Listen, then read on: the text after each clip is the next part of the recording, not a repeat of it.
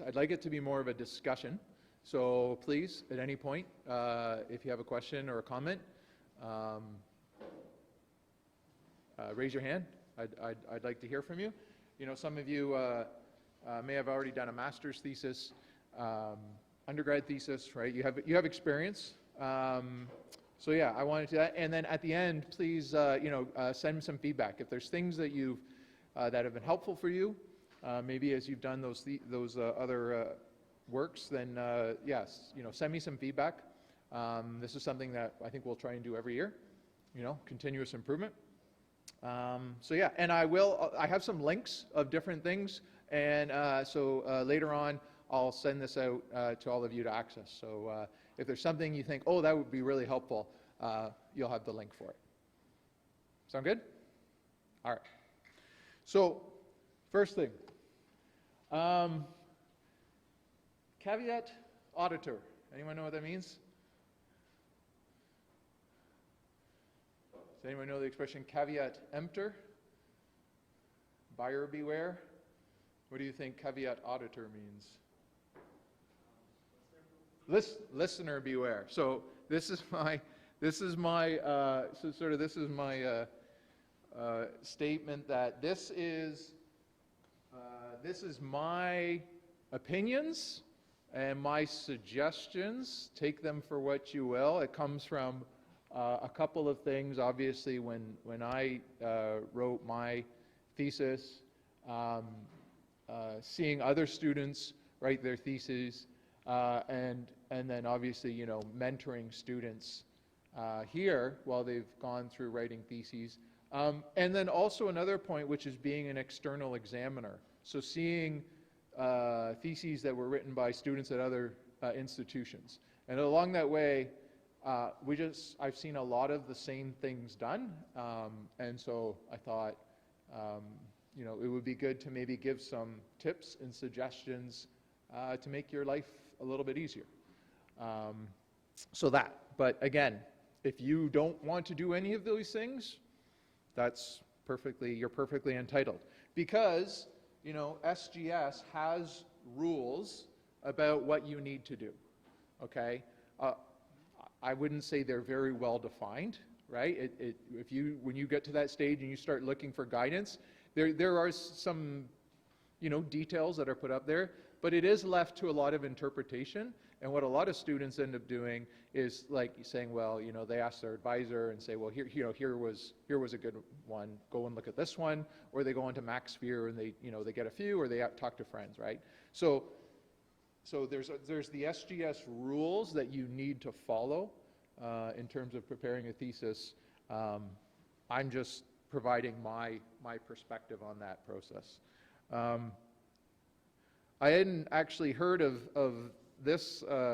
This is one of these PhD comics that Dr. Ghosh actually sent me, and I thought it was pretty funny. So has anyone seen this before, Newton's 3 laws of graduation? No, this is clever. Okay, let's go through them one on one. So Newton's first law says that a grad student in procrastination tends to stay in procrastination unless an external force is applied, right? And it goes on and it sort of explains, the idea of, well, what's that external force? Is it weekly meetings? Is it things like that?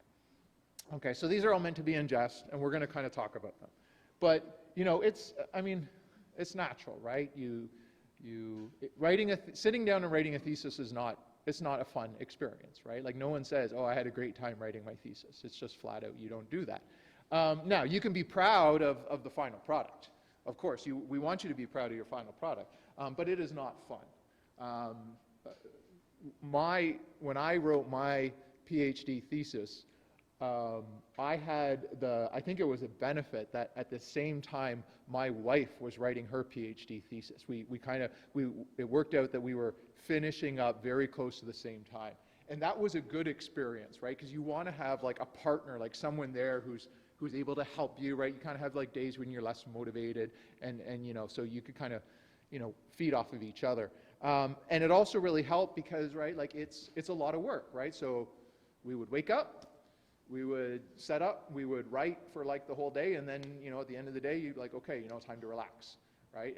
And it was that, but it was like that concerted effort. And so, that was I think a benefit when I was writing mine. So there's the first law. The second law, so this is like, force equals mass times acceleration, except this is flexibility, motivation, and age. So the age of a doctoral process is directly proportional to the flexibility F given by the advisor and inversely proportional to the student's motivation M.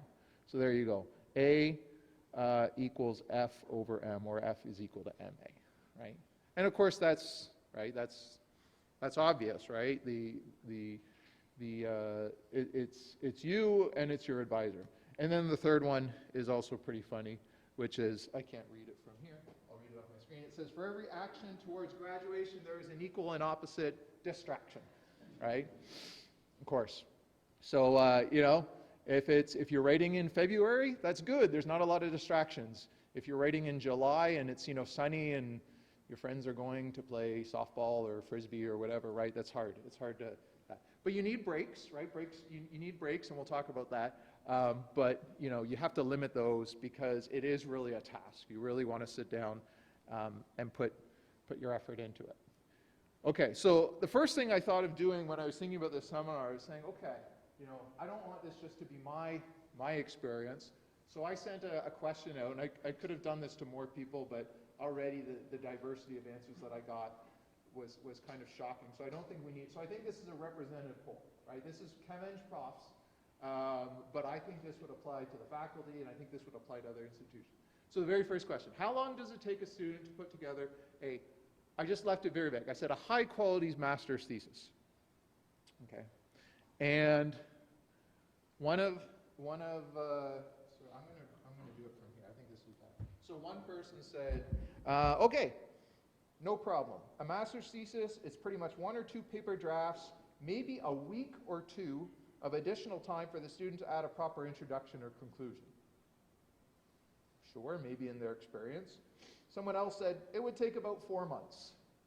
And I went, wow, that's a big difference, right? Now, with the caveat being, it depends wildly on the student, to what degree the student has been active in writing papers throughout their thesis program. And that was the common feature in all of the responses as well. It depends on whether the student has been very active, right, and writing. Obviously, writing, submitting, publishing papers is the ideal, but just the act of writing papers, like thinking of your project in terms of sort of discrete parts that collectively make a nice whole. But I was pretty it went from no problem, a couple of weeks, and then all the other answers were basically in between those. So I would say 1 to 2 months. 2 months, I'd say about 2 to 3 months if it is an end of project write-up. No paper to build off might take 2 to 4 months. Okay, so there's your experience. So I guess the first thing to take away is you should sit down with your advisor and get his or her perspective. Thinking about how many months you are out from that supposed end date, and sort of backing up from there. The nice thing about the master's thesis is that it's sort of it's controlled internally, right? That you don't have to jump through all of SGS hoops in terms of getting that external examiner, getting all those forms filled. It's annoying, right? The master's thesis, because it's done, some departments have external, well, I guess they're not external, they have a chair. So they'll bring in the committee and then they'll bring another person to act as chair. I think that's how civil engineering runs. For chemical engineering, we keep it pretty simple. We're like, okay, you have your supervisory committee, they come in, you agree on a date, you get the thesis to them some reasonable time in advance, you go with it. So that's a pretty nice, smooth process. But it's not for the PhD thesis, right? The PhD thesis, you have to go through, it's all controlled by SGS, they send out the invitations. I know there's an accelerated stream that some of the groups are in favor of, but there is a lot more rigor to it, and so you really have to look at that clock and back up the dates. Now, when I asked the same question but now saying, okay, what about the PhD thesis? Not surprisingly, there was an extra amount of time built in. So the person who had said 4 months to write the master's thesis, for the PhD thesis said 6 months. But there was one person, and then again, this will all remain anonymous, but it said it may take only 3 to 4 weeks to put together a thesis. I'm surprised. That's not what has been my experience, but you know, maybe under exceptional circumstances. But again, there's a big range, and so take that. Yeah, Jamie. So here they talk kind of about a sandwich thesis where you have a few papers and you basically staple them together. So in cases like that, where do the, you know, you said in your experience it takes longer. So in a case like that where you already have a few papers, where does that extra 2 to 3 months of work come in? Okay, that's a good question. I think it really depends on what you want your thesis to be. So I did a sandwich thesis, but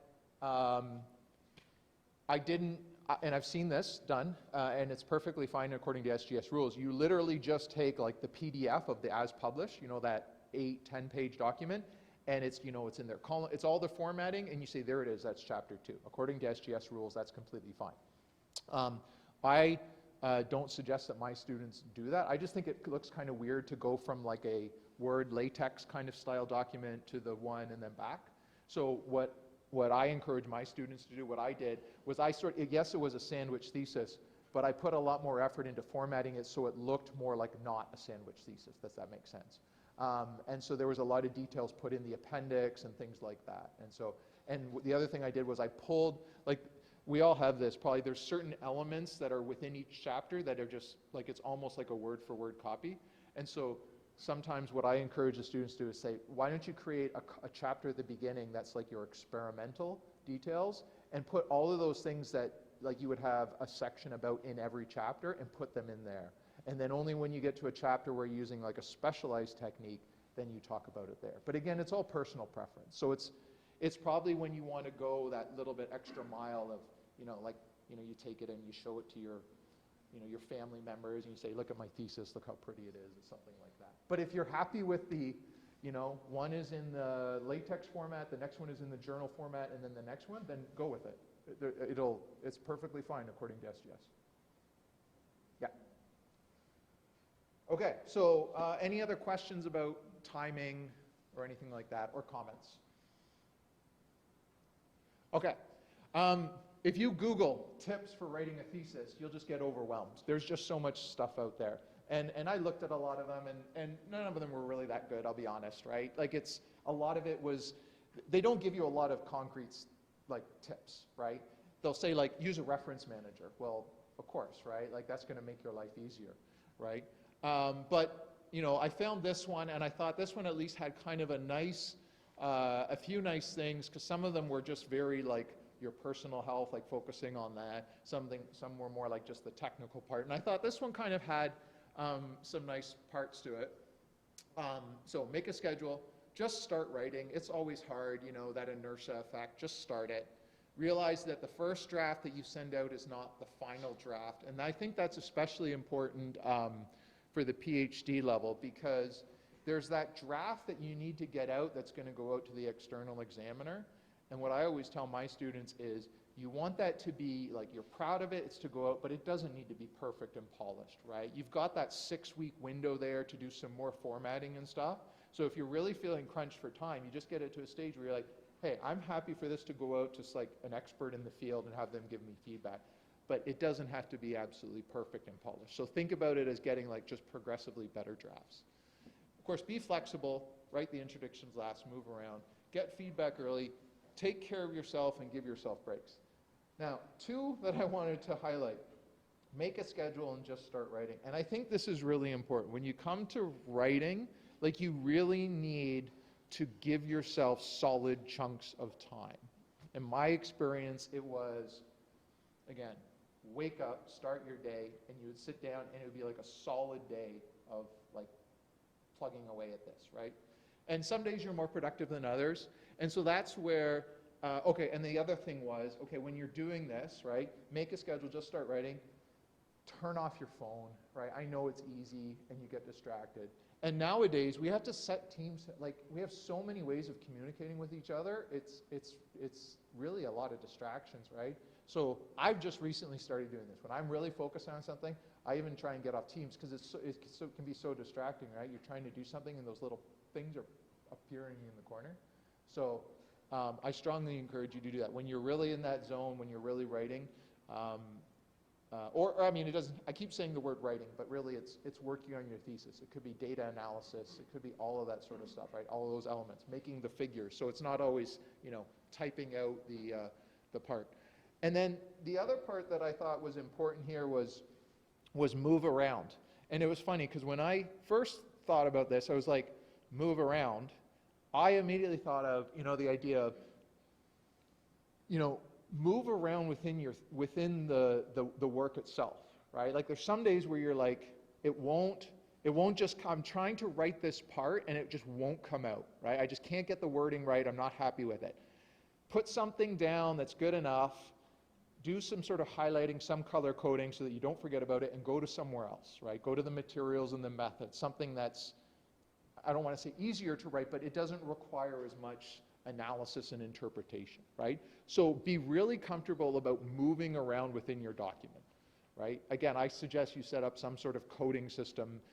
Personally, I do this all the time with whatever document. When I'm really happy with something, I highlight it in green, and that tells me that I never go back and touch that. Because you always want to go back and perfect it a little bit more, but if I give myself that green highlighting, it's like, this is good enough, right? Could I spend another hour perfecting it a little bit more? Yeah, but it's sort of my trigger that says, don't look at this anymore, because there's other parts that need a lot more of your attention.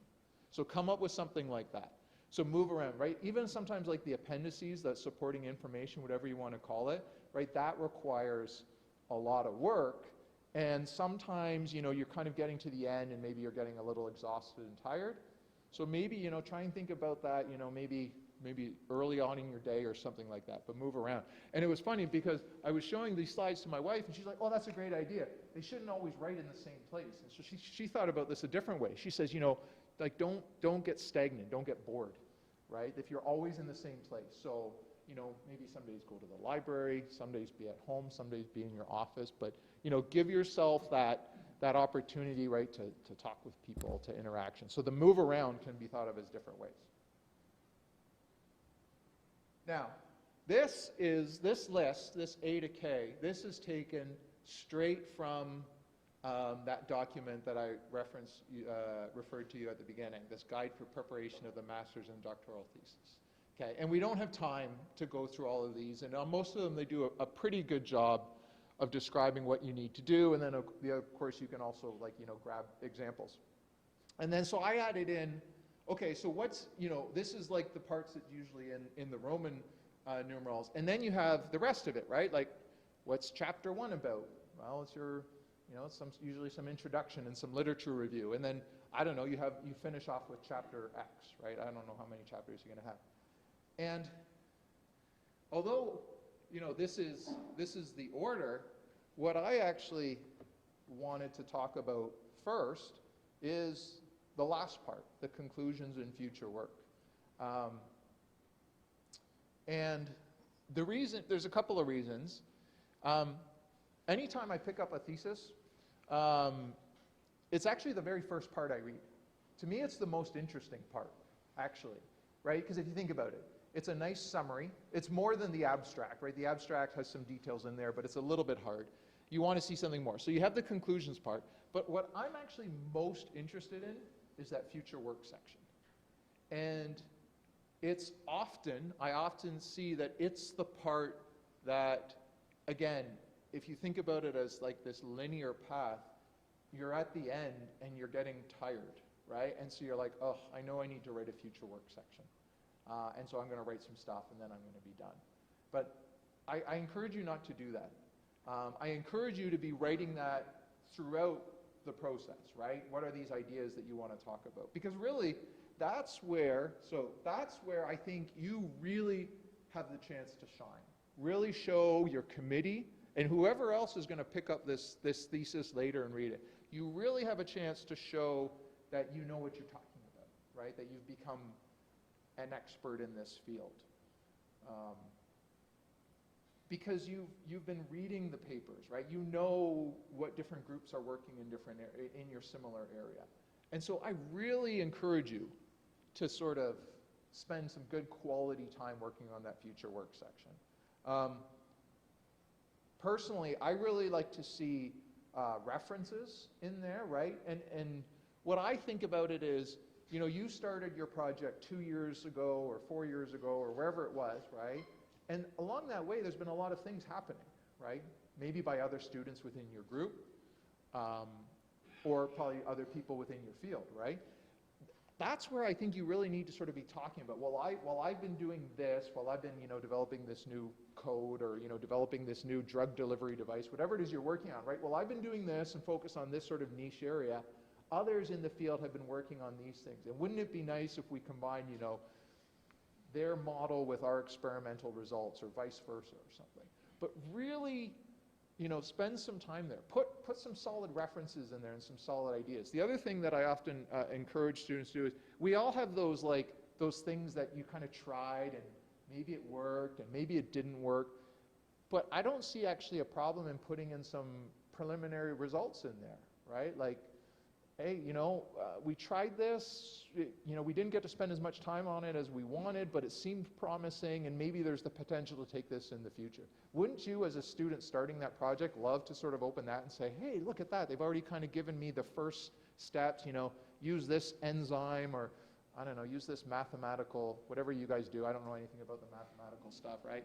So, like, do all that sort of stuff, right, and sort of give you those little, like, those breadcrumbs that you're going to kind of follow and pick up on, right? I always think about that. Imagine you're the student starting the project and you pick up the thesis. What do you want to see? As much information as you can, right? So you know, however you think you can do that. So here's an example. This was a paper. This was actually a thesis that some of you. This was Jim McGrath's group at the University of Rochester. He came in the fall, and so we're thinking of some ideas, and so. I came across this was a student who graduated, I think it was in 2021, and when I went, I looked, oh, look at that. Look at their future directions, right? Section 7.2, and look at how like informative it is, right? The things that they're proposing to do. Let's do a dual scale membrane. Let's work with endothelial cells. Let's target this receptor and look at some sort of drug delivery application. Like, those are concrete things that you could sort of build the next project on, right? And again, you probably all have those little side projects. Maybe it was something a summer student worked on or something, and you're like, oh, I don't know, maybe there's something there or not, but then we get busy and you pick up something else. So just think of that as being that area where you can put in some of those details. So that was, I mean, their future work section was 7 pages long. That's pretty substantial, right? Okay. Any questions about that before we move to the next topic? Or comments?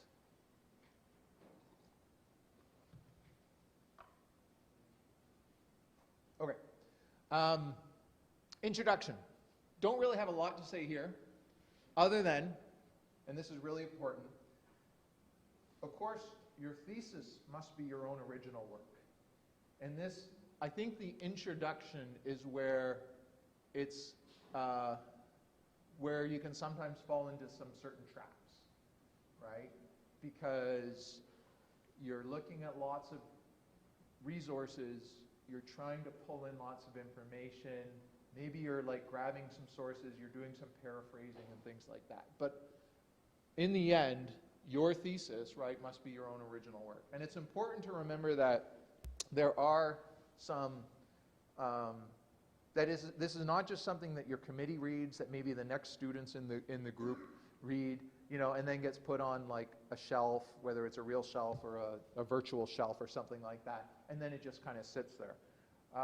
There have been actually quite a few stories of degrees revoked and careers ruined because of just blatant plagiarism.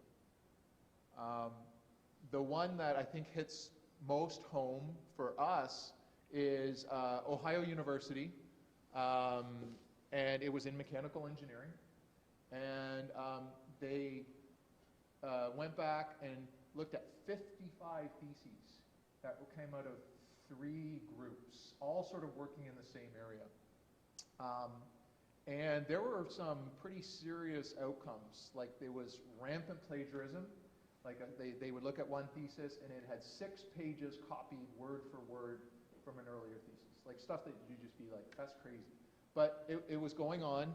And because of that, a lot of students actually got their degrees revoked. So there is consequences, right? It's not just when you submit it, you know, it goes into McMaster and then you leave and you go off to your next adventures or whatever it is, right? You don't want to, and then of course the other thing, right, is like, I mean, think of the perception, right, of the department and the university, right? Like, if we think of this as sort of a collective effort, we all want to be putting our best efforts out there. So it turned, I mean, you can again Google this and look it up. There's kind of different interpretations, but yeah, it was 3 faculty members, so 3 groups, all sort of working in the same area. And it was just students were like, oh, I need to write my introduction. Okay, let me go and grab a previous thesis. And for whatever reason, intentional, unintentional, there was just, and what happened was there was a master's student who started to write his thesis, and he actually found all this, and then he reported it to the university. The chair got, not fired, but got some serious demotions, and there were some pretty serious outcomes from this. And then just as another example, right? Careers ruined. This president of this college in upstate New York had to resign because it was found that he had plagiarized a portion of his PhD work that he did at the University of Pennsylvania. So just, there's no other way to say it other than your thesis must be your own work. And while I was looking some information up, I came across this term which I had never heard before called patch writing. It's novice, this is the person who originally coined this phrase, how novice writers may incorporate bits and pieces of verbatim source text into their own writing. Not to be deliberately deceptive, but because maybe they're kind of new in the field and they don't quite understand everything. And so, and then that term and this reference was provided in this document, a reflection on plagiarism, patch writing, and again, they tied it back to an engineering thesis. So just again, it's something to be careful of. You know, I know you're pulling information from different sources. Be really, really careful about it when it's from a different source. So again, going back to color coding, so I have a color code that I use when it's a text that's not something that I wrote. And it's bright and it's bold, and I remember that I didn't write this. You know, there's something in there that I want to use, you know, in reference, but I did not write this text. If you want to use that system, go for it. Okay, next one. The Declaration of Academic Achievement. This one, I see a lot of variation across theses that come in. And I think it's really important that you just be as explicit as possible about what you did and where this work is coming from. And again, going back to that thesis that was submitted, the one I showed you of the future work, when I went through it, I was like, wow, like it was 2 pages, and there was like a few parts. Like it said here, you know, like where chapter 1 came from. It was a published review in this journal, who was the first author, and then added this detail, like notice that on top of what was published, I added some other information. And then it gets into these ones where it's a little more complex, where, you know, one student did this work, and so it mentions here, you know, this student is the first author on both manuscripts presented in this chapter. And then, you know, it gets into the later chapters are typically maybe sort of the unpublished or the, you know, submitted but not yet published. So just like be as explicit as you can about what you did and what others did, right? Not so much I don't think they needed the dissertation committee, but it's who actually did the work that contributed to that, right? Because you can't do everything, right? Like collaborative work, you can't do everything. So just, again, the more details you provide there, the better. Okay, next one. The list of all abbreviations and symbols. This one is pretty simple, right? I don't really have a lot to say other than these 3 things. Please put it in alphabetical order, right? Like it's the simplest thing, but it just makes your life so much easier. There was actually a thesis that we recently just reviewed, and it was not in alphabetical order, and that's just so annoying. And then really, really common. I see this in almost every thesis. You'll define an acronym, and you'll never use it again. Something like, oh, the US FDA, you know, wants us to have better drug delivery devices, and you never mention the US FDA again. So why define the FDA? You don't need it. So if you if you don't use it more than once, you don't need the acronym. And vice versa, is you define an acronym, and then you stop using it, and then you use it again, and then you stop using it. Just do a simple find and replace, or in Word or whatever processing program you're using to get rid of those, because that's just really annoying, right? Like Reynolds number, you write out Reynolds number, and then later on you write RE, and then you go back to Reynolds number, and then RE, or PCR, whatever. The other thing, just to keep in mind, I didn't have it here, but there's certain acronyms that you do not need to define, right? Like DNA. You don't need to write out the DNA acronym. Like things that are so common that everybody knows it, you don't have to include them. But that's probably more of a specific to your field. Okay. But it's nice to have it really nice, and it's more about the consistency in the document. And the last topic that I have is about the table of contents, and this is a really big one for me,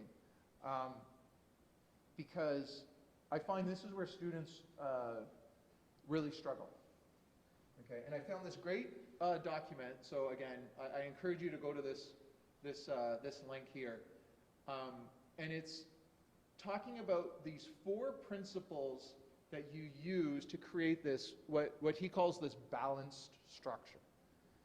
It's when you open it up, before you even read the thesis, if you just look at the table of contents and how it's organized and put together, you can sort of tell that it's been really nicely structured. It's really been thought out about why certain topics are grouped together and then others aren't. And so what are the 4 principles? It's actually it's very intuitive. So the first one he calls division. And this one is very simple. You can never have a single subcategory, right? You can't have it in your table of contents. So in my group, right, we do a lot of work with membranes, right? So, what you would never want to see is, materials and methods, right? And then section 2.1 is membranes, and 2.1.1 is ceramic membranes, and there's no other category. You cannot have a single subcategory. By definition of subcategory means there's more than one. So if you have an A, you got to have a B. If you have a 1, you got to have a 2, etc. Right? That's pretty simple. So avoid single categories. This one he calls parallelism, which is, if possible, you should sort of try and use same language within your categories. So nouns should be made parallel with nouns, verbs with verbs, adjectives with adjectives. Right? Again, it just kind of makes sense when you go through it. It has a nice flow to it. But there's a condition that says, although it's desired, it's logical.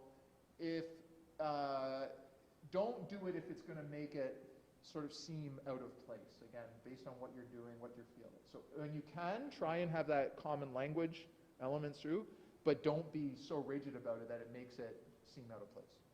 So the first 2 are easy. The next ones are a little bit more tricky. The first one he calls coordination. So items that are of equal significance have comparable numeral or letter designations. So if you have, say, an A, B, C, D, whatever you're talking about in those 4 things must have sort of equal significance.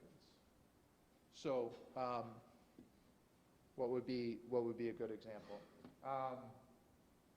If you were talking about, say, cars, right? So you would say, okay, so my category is cars, and you're going to have, say, Ford, and then you would have, say, a Prius. Those are not of the same significance, right? Because a Prius is made by Toyota, right? And Ford makes lots of cars. So you would not want to have categories equal level, A and a B, of a Ford and a Prius, right? And you can probably apply that to whatever you're working on, right? The same logic. So coordination. And then the other one, which is sort of related, is called subordination. Subdivisions of a major division should always have the same relationship back to the whole. So again, and some of you, I know there's a few of you here, Jamie and a few other people, who did undergrad here, undergrad at Mac. Yeah, okay. Some of you, these terms should be familiar. Do you remember doing this back in 2G? So I don't know whether it was Vince or maybe it might have been Emily Cranston or whoever, but back then, this goes way back to like Don Woods, like really old stuff, like back when I was a student here, right? Don Woods had these beautiful notes about how do you sort of, his policy was he could read your table of contents and grade your essay without actually having to read the essay. Because if you had a well-structured table of contents, it meant the rest of the document was going to be really well done. That was his policy, and he told that to me. So he had this topic of so if you haven't done a good job, you have faulty coordination and you have faulty subordination. And I'm going to show you an example of this. Okay, and this is a thesis I found on McMaster of somebody. Of course, I'm not going to name them. But look at what their chapter 2 is about. Okay, it's a literature review, very common to see. Modern drug development, drug delivery kinetics, silicone materials, PEG? Like those don't match at all, right? How is PEG, right, some branched polymer, on the same level of modern drug development?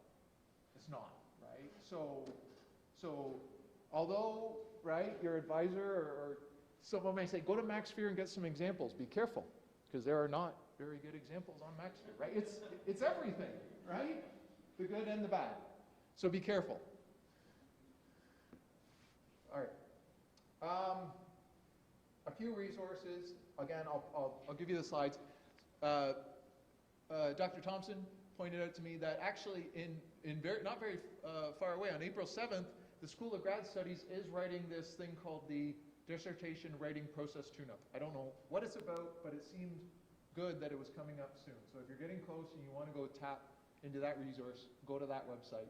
Of course, there's McMaster, which is great, but there's some landmines in there. You don't want to step on a landmine.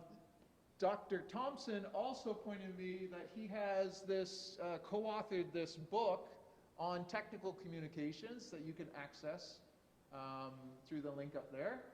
And when I had a quick look at it, it's more focused, say, on like preparing a conference presentation or a poster or, a paper, but there's no reason that you can't apply some of these writing skills towards your thesis. So if you feel like that would be useful, they have modules. You can just click through it on your own. And someone, I can't remember who the last person was, pointed me that they refer their students to this website. Was this from you? No. Somebody pointed to the ACS website that has this good resource on scholarly communication. Again, it's very general. You can see it's talking about posters and chemistry preprints and stuff, but it does get into language and other things like that. So a lot of resources out there. So that's all I have to say. I'm happy to answer any questions or hear any comments or anything like that. Or if there's not, you can have more donuts.